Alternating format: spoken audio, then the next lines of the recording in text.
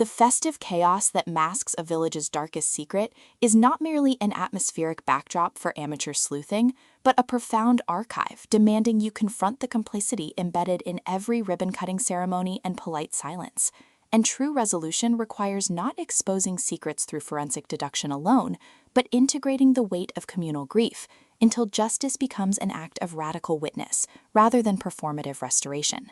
In Murder at the Country Fair, Merryn Allingham transforms the cozy mystery trope into precise exploration of epistemic sovereignty and intergenerational accountability, proving truth isn't found in identifying the culprit. It's forged in honoring the person beneath the suspicion, when every social expectation demands you remain either gracious guest or dutiful detective. From marquee flap and cider scent narration, listeners enter worlds where festivity is syntax and presence is the only unbreakable clue. Perfect for fans of emotionally intelligent cozy fiction, where female complexity defies spinster sleuth stereotypes. When Flora Steele arrives at the annual fair, expecting leisurely observation, she discovers the event's curated joy mirrors the exact suppression she's endured beneath years of performative propriety. And local historian Julian Thorne's quiet refusal to treat the past as closed creates space for connection, defying village hierarchy. Navigating contested memories and buried attractions, Flora realizes this investigation isn't about exposure, but recalibration,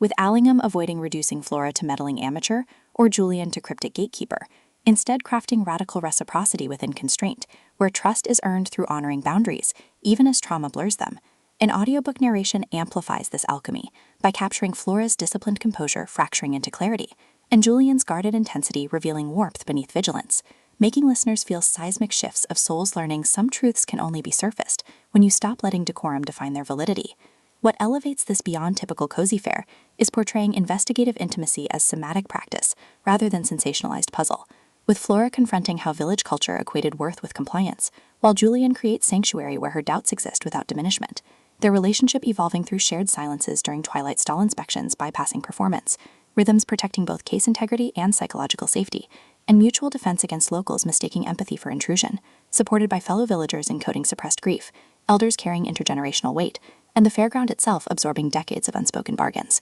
reinforcing that in extraction-based systems, tenderness toward memory is technique, and presence is sustainable resource, with evidence analysis mirroring emotional attunement, and witness interviews becoming metaphors for earned trust. For audiobook listeners, this production is immersive descent into sacred reckoning, with narrators embodying Flora and Julian with remarkable distinction, sound design anchoring existential stakes through distant carousel music, rain against canvas roofs, and hushed breath syncing with moments of clarity, pacing mirroring revelatory cadence from deliberate reflection to surging awakenings, ultimately redefining cozy mystery by centering female epistemology within communal frameworks, and affirming that sometimes the most powerful act is choosing to remember slowly, honoring whole self even in landscapes shaped by concealment.